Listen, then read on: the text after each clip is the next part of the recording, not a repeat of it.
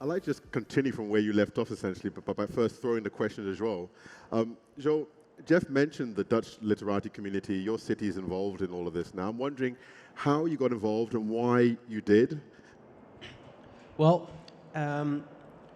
before we used Litterati, our citizens expected from our municipality, from us, to clean the streets. And we spent a lot of our resources doing that, but we simply didn't know where to begin. So we clean it, end of pipe, we clean the streets, but every week, every day, new litter is coming back.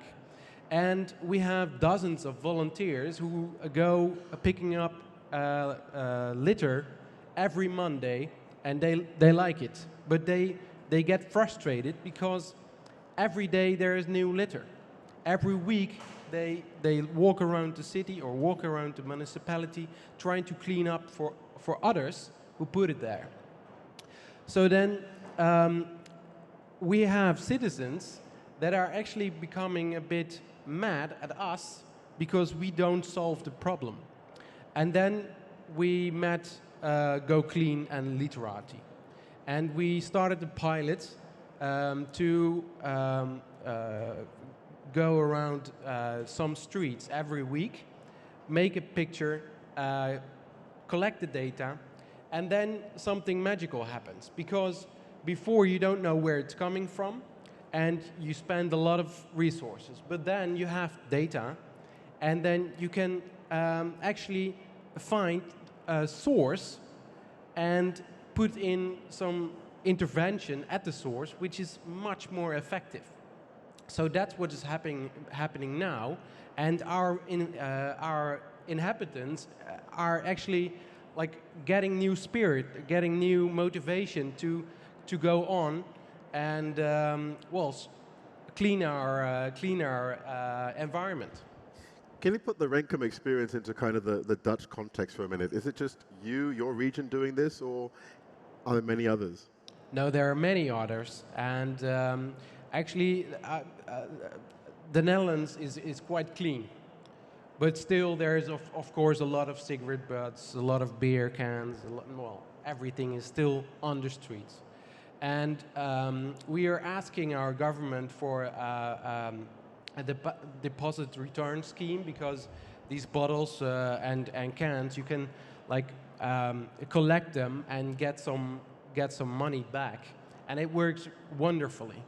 But our government is not willing yet to impose it, and that could eradicate 40% of the litter on the streets. But then, even without the 40%, you have still a lot of litter on the street, and we have to find a solution, and that's what Litterati gives us. And it's a great solution. But clearly, one thing that's always on my mind, what I might change now, is that these innovators, you're all doing great things, but in terms of scale of the challenge we need to address, we're not quite where we want to be. From where you sit right now, what's it going to take to really scale this up? I think it starts with community. So one of the challenges I think we all share in environmental pandemics is we feel helpless. We don't know what we can do. And so there are two things at Litterati that we believe can solve that. The first is connecting with others who are battling the same problem, because you feel like you're not alone. That feeling of overwhelm and helplessness turns into one of inspiration and camaraderie. The second thing is the ability to see that my action makes a difference. Because if I'm just taking an action and I never see anything change, why do I continue taking that action? And so we use our technology to not only provide this data to our city partners, but also back to the individual, so that they have a positive feedback loop to see that their simple, single action leads to change. Whether it's a change in a retailer banning plastic fireworks, whether it's a change in a tax being created to help keep my city clean because of new cigarette sales tax, whether it's a plastic straw wrapper that no longer is found on a school's campus because the principal decided we don't need straws anymore. It's that change combined with community. And George, I would like to ask you, is there an intergenerational dimension to this? Do you find that the young are much more engaged, or is it the same? Well, the funny thing is that the volunteers cleaning our streets, they're all a bit older. But there are a lot of misconceptions about where a litter comes from. And that's a major thing because, for instance, we have one example. There are a lot of people who thought that one secondary school was a big source of litter. And then we used Litterati, and our volunteers picked up all the litter. We analyzed the data. And then, to our surprise also, we found out that the source was not a secondary school, but a hotel. Oh. This is a very important notion because if we would have just go to the school and put some campaign in place and stuff like that, it would be useless because we don't target the right people. So it's like the older people are picking up the litter, but they think younger people are the problem, but they are not. And this is an important notion. So we can now forget about our sorry, I forgot the word, but preconceptions. Yeah. And put in meaningful action at the source. Now we've seen over the last, say, 2 to 3 years how climate change has really become something very central to the political consciousness in most societies around the world. I'm wondering where litter is now. The two are linked in a way, but in terms of litter and politics, is it something that councillors, mayors, politicians are talking about? Yeah, because it's very tangible. You see it every day. It's one of the things our inhabitants are most frustrated about. I mean, CO2, as important as it is not something you see. And we know it's a very big problem and we have to solve it, but litter is very in-your-face problem. And if I talk to kids in primary school age, they see litter as one of the major problems we have to solve because this plastic soup in the oceans, it's very bad for wildlife, marine life, and they see these pictures, and for them, that's such a big problem. So it is important to solve this problem because it's a very meaningful and visible problem. So if you solve it, it's a visible solution.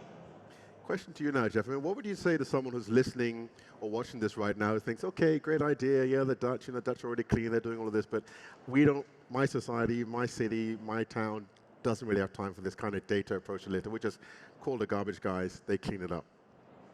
It's easy to be the skeptic. It's really easy to say, this isn't my problem, somebody else's responsibility, that's dirty, that's disgusting. That's the easy way out.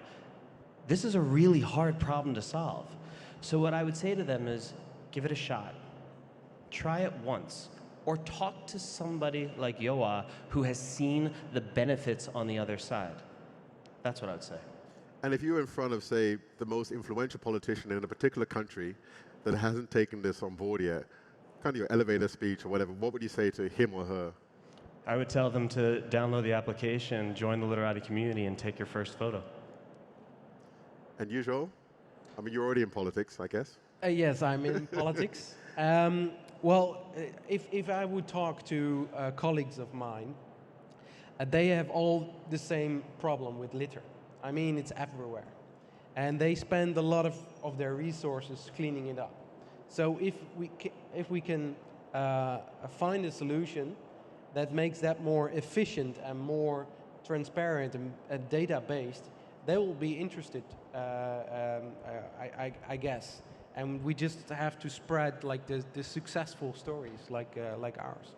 So where do we go from here? Say this year, 2020 is a baseline.